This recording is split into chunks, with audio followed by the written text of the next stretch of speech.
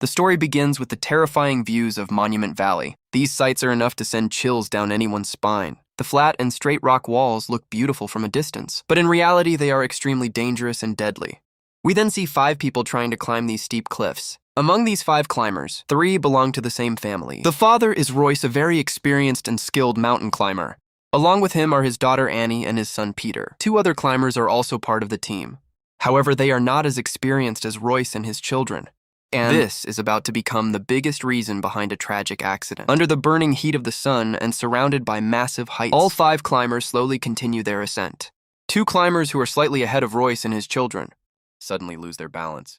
Their feet slip on the rocky surface, and within seconds, they begin falling from thousands of feet above the ground. The most frightening part is that all 5 climbers are connected to the same rope. As soon as those 2 climbers fall, the force of their weight pulls everyone else off the cliff as well. One by one, the remaining climbers lose their grip and are dragged away from the rock face. Now all 5 of them are hanging in the air, supported by only a single rope. That rope is attached to a small hook, fixed into the upper part of the cliff. The problem is that neither the rope nor the hook was designed to hold the weight of 5 people. At the same time, strong winds keep shaking them, while the combined weight puts more and more pressure on the rope. Before the entire group can fall together, the 2 climbers who were originally at the top are now hanging at the very bottom because of the sudden movement. Then disaster strikes, section of rope near them suddenly snaps, and both climbers plunge into the deep canyon below within moments. Now only Royce, Peter, and Annie remain hanging on the rope, but their nightmare is far from over. Even though the weight has been reduced, the rope is still slowly slipping from the hook. The hook itself is beginning to pull out of the rock. Royce quickly realizes that if the weight is not reduced, within a few seconds the hook will come loose completely, and both of his children will die along with him. Royce urgently shouts to Annie and tells her to place a climbing clamp into a crack in the rock. If she can secure it, the rope will get extra support,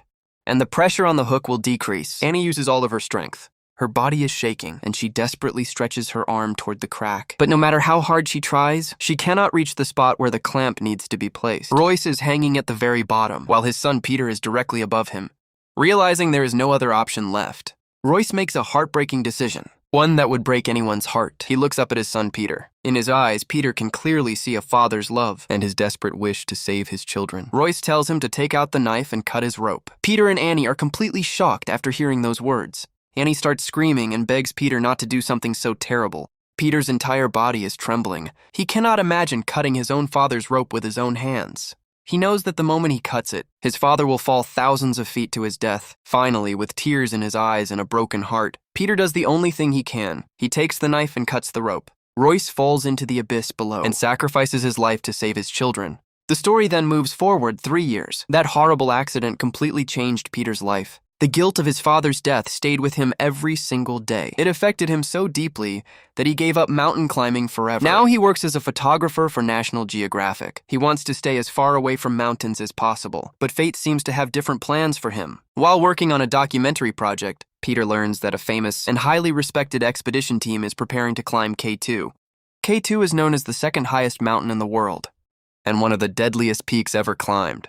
Peter is shocked when he discovers that his own sister, Annie, is part of the team. Annie has now become a world-famous mountaineer. She has built a huge reputation and is known across the globe. In many ways, she is carrying forward the dreams that their father never got the chance to complete. Peter decides to visit the base camp to meet his sister. When the 2 siblings come face to face after so many years, there is no happiness and no emotional reunion. Instead, there is only silence, tension, and old pain between them, and he still believes that Peter is responsible for their father's death. Peter then learns more about the expedition. A team of 5 climbers, including Annie, plans to reach the summit by Tuesday. The entire mission is funded and LED by a wealthy businessman named Elliot Vaughn. Elliot recently purchased an airline company. His plan is simple but ambitious. At the exact moment he stands on top of K2, the first flight of his airline will fly over the mountain. He wants the entire world to witness his success and power. On the night before the climb begins, Elliot throws a grand celebration at the base camp. Everyone is enjoying themselves and looking forward to the expedition. But then a mysterious and serious man arrives. His name is Wick. Wick is an extremely experienced climber who has already reached the summit of K2 in the past. He knows every part of the mountain and understands how quickly its weather can change. Wick walks straight up to Elliot and asks him a simple question. He asks what he will do if the weather turns bad while they are on the mountain. Elliot, filled with confidence and pride because of his wealth, answers without hesitation. He says that they have the best weather expert in the world, working with them according to all their reports. There is no sign of dangerous weather. For the next 2 months, Wick warns Elliot one last time. He tells him that the weather in the mountains never stays loyal to anyone. If a storm arrives, nobody can control what happens next. But Elliot laughs off the warning and does not take it seriously. After that, Wick leaves the camp. He shaves his beard and under the cover of darkness, quietly begins his solo climb toward K2. The next morning, Elliot's team of 5 climbers also starts their journey, full of confidence and excitement. They continue climbing higher and higher. Eventually, they reach an altitude of around 26,000 feet, where the air becomes extremely thin and breathing becomes difficult. At that moment, they receive an urgent radio message from below. The message warns them that a powerful storm is moving rapidly in their direction. Tom, the leader of the climbing team, is highly experienced as soon as he hears the warning. He says that this is a very dangerous sign, and they should immediately turn back. However, Elliot refuses to listen.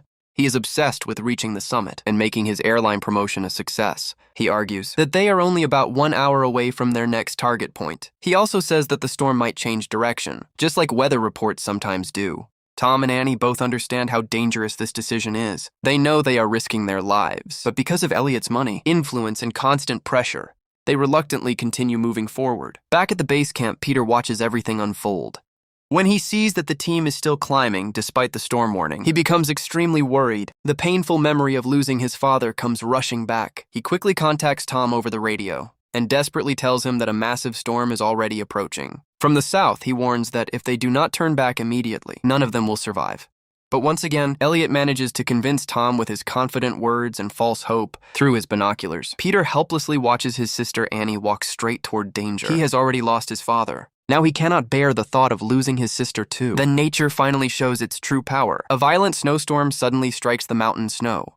Freezing winds and unbearable cold surround the climbers from every direction. The 5 climbers struggle to move forward through the storm. Suddenly, a huge section of snow beneath Annie's feet gives way.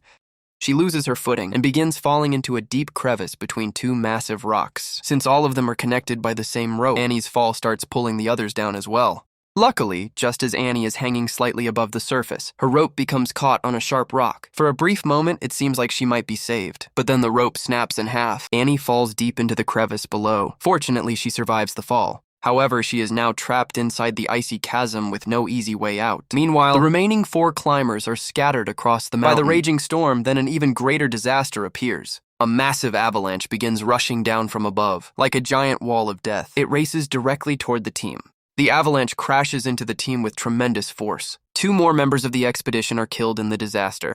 Now only 3 people remain alive inside the deep crevice: Annie, Elliot, and Tom. Above them, the entire opening of the crevice becomes buried under a massive layer of snow and ice. This means that all 3 of them are now trapped beneath the snow, almost like they have been buried alive. They have no idea what is happening outside. Back at the base camp, people keep trying to contact them through the radio, but no signals can get through the thick snow. Fortunately, Annie knows Morse code, and Peter also understands it very well. Using a small rock and a piece of metal, Annie begins sending Morse code signals from inside the crevice. Somehow the equipment below manages to detect those signals. The moment Peter learns that his sister is still alive, he feels a huge sense of relief. But time is quickly running out. Experts estimate that at such an extreme altitude and in such freezing conditions, the trapped climbers cannot survive for more than 36 hours.